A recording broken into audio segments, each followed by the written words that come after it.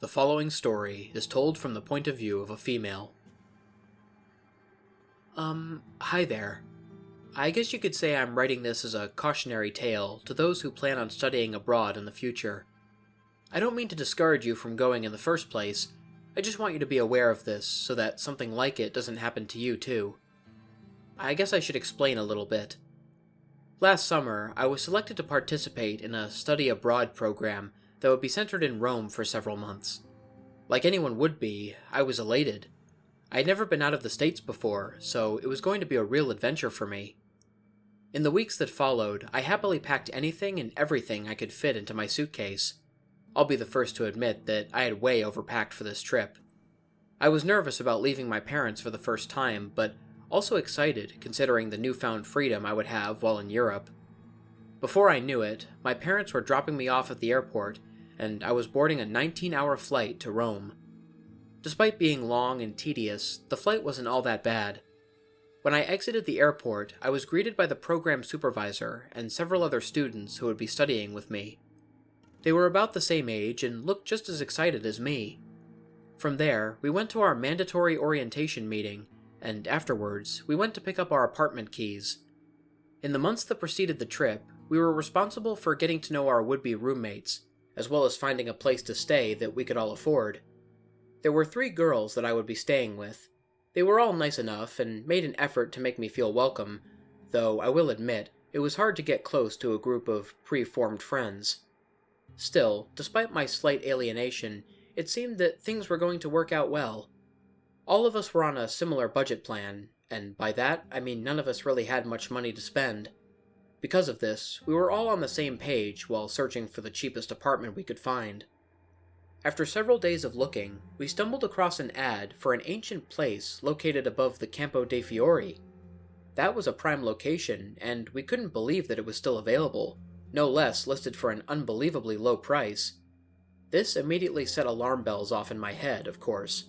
The place was enormous, yet the rent was cheaper than the much smaller apartments in a far less desirable part of town.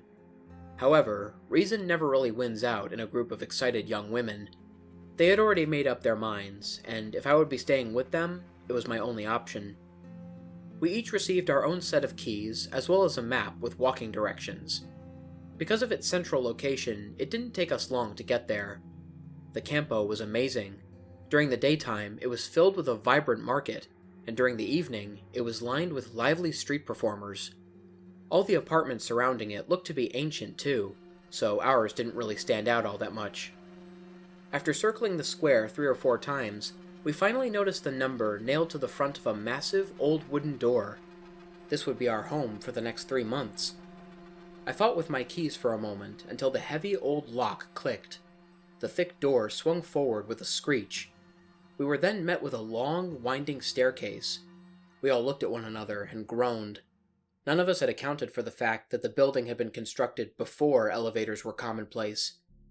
3 sets of stairs and countless complaints later, all 4 of us, luggage in hand, stood outside our new front door.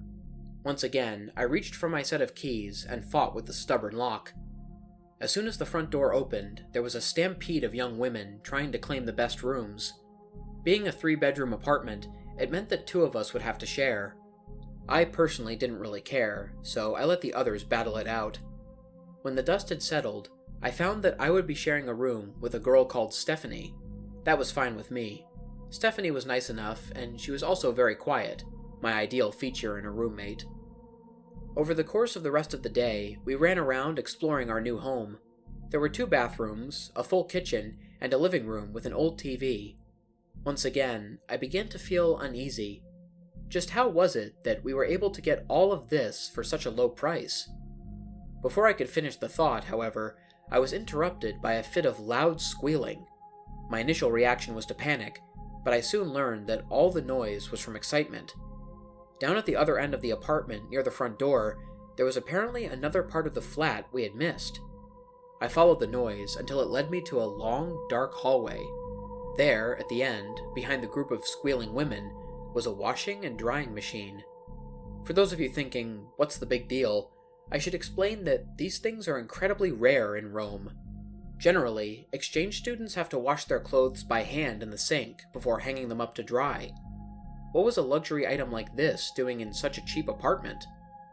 Just as the screaming quelled, it picked right back up again as the girls noticed a door adjacent to the washing machine. Beyond that door was a master bathroom with a balcony, clawfoot tub, and even a bidet. The girls immediately started fighting over whose bathroom this was going to be. I didn't really see why we couldn't share, but apparently the others were dead set on having ownership. As it turned out, it ended up being my bathroom. Stephanie made a logical argument that because she and I had to share a bedroom, while the other two each got their own, it was only fair that she and I got to share the master bathroom. I'll admit that at first I was actually kind of excited. It was, after all, a really nice bathroom. However, over the course of the next several weeks, I began to grow more and more wary of it. I don't know how to put it into words. It was like, every time I went in there, I could feel someone or something's eyes on me. The voyeuristic element wasn't really what had me so unnerved. It just felt like whatever was watching me was angry, that it didn't want me there, and that it wanted to hurt me. I began doing everything in my power to avoid that room. I asked Alicia if she would mind if I were to use her restroom occasionally, making up a lame excuse about how it was far more convenient, since her room was so close, while my bathroom was on the other side of the flat, at the end of a very long hallway. She happily obliged, though, when I told her that she could use my bathroom anytime she liked. This worked well for a while. For about the first 2 months of my trip, I was able to completely avoid the master bathroom. It wasn't until the final month that everything began to unravel. One night, as I prepared to brush my teeth, I found that Alicia was already occupying her bathroom. I could hear giggles coming from down the hallway. It was clear both Stephanie and our other roommate were getting ready for bed in the master bathroom. I decided that since there was strength in numbers, it would be okay to go inside, just for tonight. I made my way down there and joined the boisterous girls in brushing my teeth. They were in the midst of conversation when Lindsay, our other roommate, broke into such a furious fit of laughter that she had to lean on the wall for support. Suddenly, she jolted upright as if she had been shocked. We all looked at what had been the cause of her reaction. There, on the wall, about the same level as the bathtub, was a tiny door. None of us had noticed it because it was the same color as the walls. The landlord had even painted over it. Naturally, this made me a bit nervous. Whatever it was, the landlord clearly didn't want anyone opening it. But, throwing all caution to the wind, Lindsay reached for the handle and began tugging with all her might. Stephanie clicked her tongue in disapproval before pulling out a small pocket knife. She began delicately carving along the seam of the door. I wanted to beg her to stop, but I really didn't have the energy to argue that night. Within a few minutes, Lindsay had yanked the small door open with a loud crack. It was a crawlspace, a fairly large one. My guess was that you could have fit at least 3 or 4 people in there. I was rather curious as to why the landlord would seal up an empty little room. While I thought about this, Stephanie and Lindsay began calling for Alicia to come and see their new discovery. She was just as excited as they were. However, as could be expected, this excitement waned over time, and eventually the crawlspace became mere storage for a few towels and laundry baskets. In the days following the unsealing of the crawlspace, things started to go from eerie to downright terrifying. Annoyingly, Alicia had changed her nightly routine so that I could no longer use her bathroom in the evenings. Once again, I was back in the large bathroom. All the while, the feeling that I was being watched grew worse and worse. I began to get so paranoid each time I went into that room that I would literally jump at the slightest noise of pipes settling. As soon as I was finished, I would run at full speed down the hallway and close the door behind me. For some reason, I seemed to be the only one who felt this way. It wasn't like I could have told the other girls either. I was already enough of an outcast as it was. So I just kept to myself and hoped it would go away eventually. Unfortunately, that wasn't the case. One night, as I was getting ready for bed, I found myself alone in the large bathroom. As I stood in front of the mirror, brushing my teeth, something made the hairs on the back of my neck stand on end. There was a faint rustling noise, not the kind that could have been caused by my roommates at the other end of the flat. Any sound made by them would have to have been quite loud to reach me all the way at the end of the long hallway. No, this noise was very faint, the sound of someone gingerly shuffling things around. I stood, completely silent, terror filling me. The soft rustling noise was coming from inside the crawlspace. I turned on my heel and ran down the hallway to grab the attention of my roommates. I tried to explain to them what happened, but all that came out were incoherent murmurs. Eventually, I managed to stutter, Something's inside the crawlspace." They looked at me with fear and confusion in their eyes. As a pack, we moved together down the hallway into the bathroom. I nearly fainted when I saw the tiny door hanging fully ajar. Though this discovery filled me with horror, Alicia immediately pointed to the balcony's sliding door. Stephanie had left it open to air out the room after having taken a shower several hours ago. She peeked her head out the door and pointed to the slanted rooftop adjacent to ours. There was a pigeon's nest occupied by a few birds. The girl surmised that a pigeon must have found its way in and was the cause of the disturbance. They all had a good laugh as we made our way back to the living room. I pretended to shake it off, but I knew it wasn't a pigeon that had caused that noise. First off, the tiny door had been shut tight all day. None of us really cared to leave it open because it smelled quite musty inside. Secondly, the door had been shut when I left the bathroom. I'm certain of this. Yet there it was, wide open when I returned. You're not going to tell me that a pigeon knows how to and is capable of opening and closing a door all by itself. It was at this point that I began to suspect that something was terribly wrong with this apartment. When I got back to my room, I pulled out my laptop and called my best friend via Skype. She had always been the skeptical and methodical type. However, she also kept an open mind towards things that were hard to explain. I decided that, out of anyone, she was probably the best to talk to about my situation. As I expected, she was initially quite doubtful, though she agreed with me that a pigeon was quite likely not the source of what I had heard. She asked me if I had any photos of the crawlspace. She said that if she could see it, that would help her to understand a little more clearly, and possibly come up with a more logical explanation. Relieved at her willingness to at least hear me out, I reached for my camera and made my way back down the eerie hallway. When I arrived, I found, to my relief, that the door was still closed. I stood in front of it for a moment, gathering my nerve, before finally pulling the little door open. Ignoring the clutter left inside by my roommates, it was empty. I snapped a quick photo before closing the door once more and running back to my room. I immediately plugged my camera into my computer and uploaded the photo. When I finally opened the image, I was petrified by what I saw. There, in the upper right-hand corner, was a face, baring its teeth at me. My whole body began violently shaking. "Dear God, that thing is in our home," I muttered to myself. Fear began to overtake me. Whatever that thing was, someone had sealed it inside of that crawlspace, and we had let it out. I was so absorbed in my panic, I didn't even notice when my roommate returned. She was so blissfully unaware of the imminent danger we were in, yet even if I tried to warn her, she would not believe me. I was at a loss as to what to do, and finally decided that I would deal with it in the morning. Though not by a large amount, I did feel braver in the sunlight. From there, I attempted to get some sleep. For the first time ever since being there, I closed and bolted my door before getting into bed.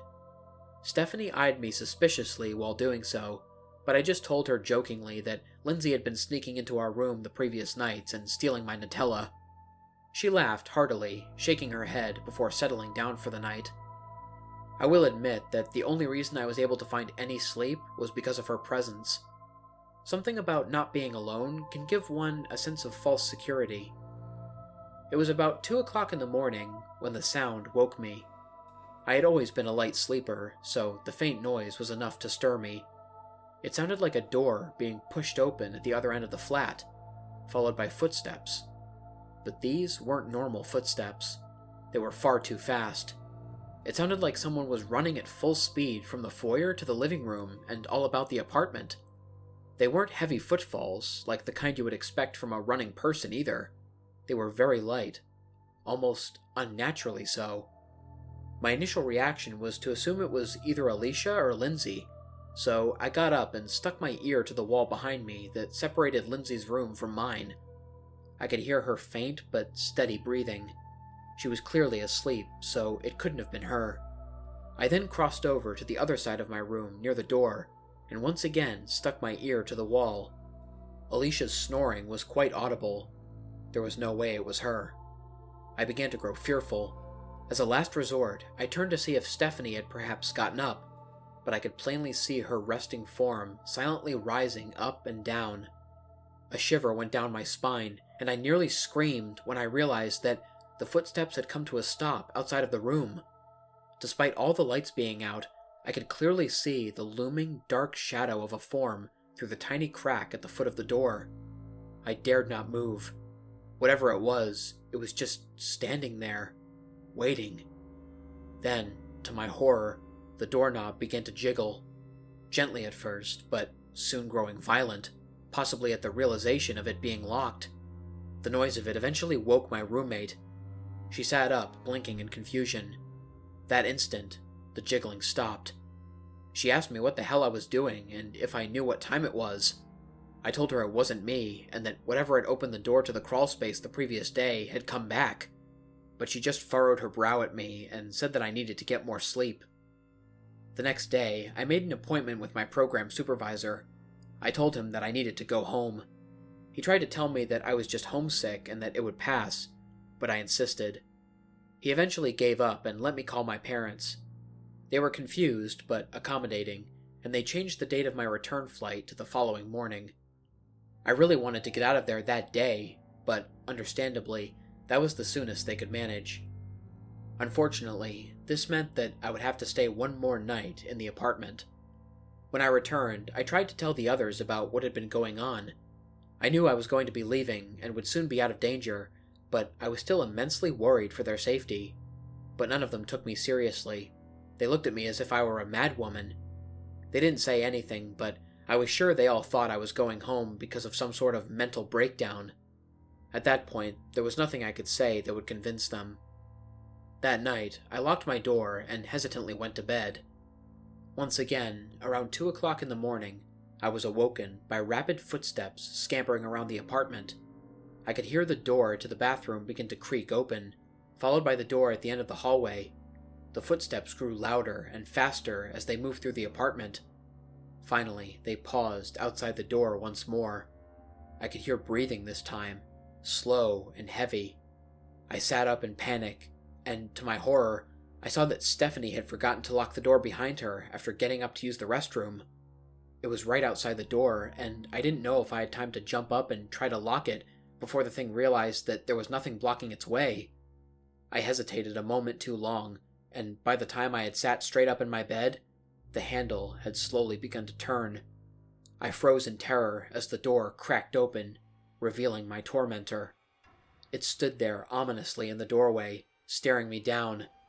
Its eyes protruded slightly from its skull and gave off a very faint bluish light. It didn't appear to have a nose, only slits where the nostrils should have been. It had the teeth of a man, but no lips, giving its mouth the impression of an eternally toothy snarl. Its grayish-white skin was waxy and stretched tight over its bony face. The rest of its skeletal form was hard to make out, as it was almost entirely enveloped in shadows. After pausing for a moment in the doorway, it began to head toward me. As it moved, its body let out sickening cracks. I sat there, still petrified by fear, until it made its way to the foot of my bed.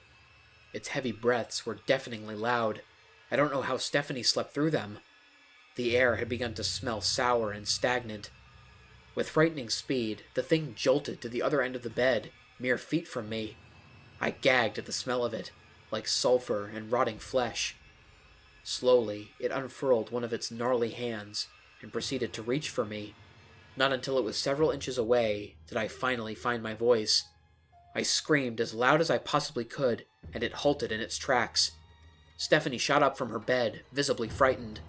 The creature hunched over on all fours and fled from the room with unsettling movements that reminded me of a spider. A moment later, Stephanie switched the light on and looked at me furiously. She demanded to know what the fuss was all about. I told her exactly what had happened, but she just called me a nutcase.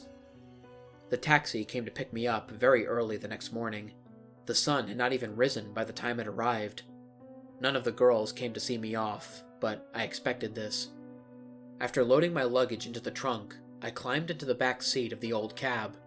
It had driven right through the square and was sitting at the base of my apartment. When I leaned to look out the window, I could see where my room had been. My face contorted into a mixture of panic and concern. There, looking out my old window, was the creature. Its unblinking eyes bore into me, and its lipless mouth curled into a snarling grin.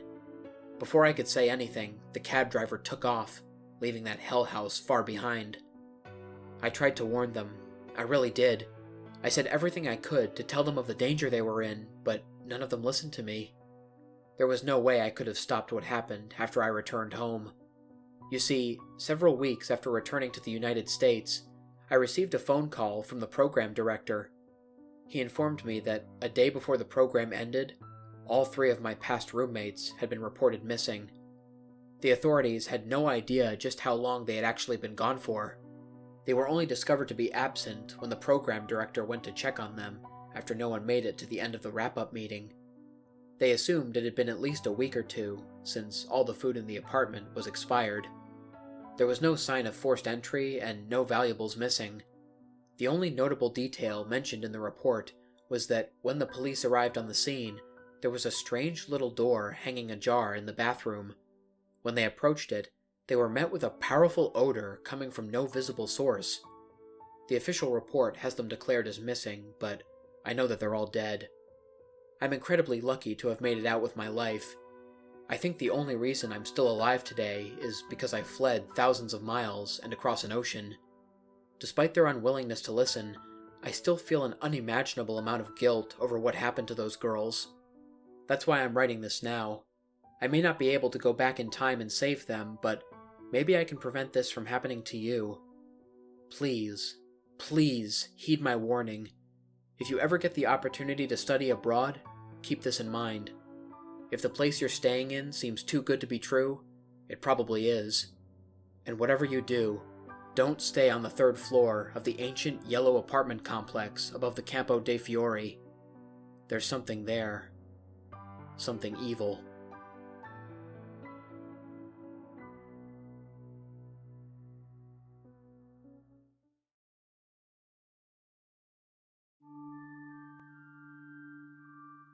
What's up, everybody? Lone Wolf here. I hope you guys enjoyed listening to tonight's video. In case anyone is interested, all of the various elements used in this video, including pictures, music, sound effects, and stories, will be linked in the description below. Anyways, if you guys enjoyed the video, please feel free to like, share, and subscribe if you haven't already. Also, click the bell for notifications so you don't miss a new video. If anybody has any personal stories or story recommendations for me, or any advice to help improve the channel, there will be links to all of my social media platforms in the description. I'm mostly active on Twitter and on Instagram, but I also have an email, a Discord server, and a TikTok account that you can message me on as well. Until next time, stay spooky. And remember, the hunt begins when the moon is full.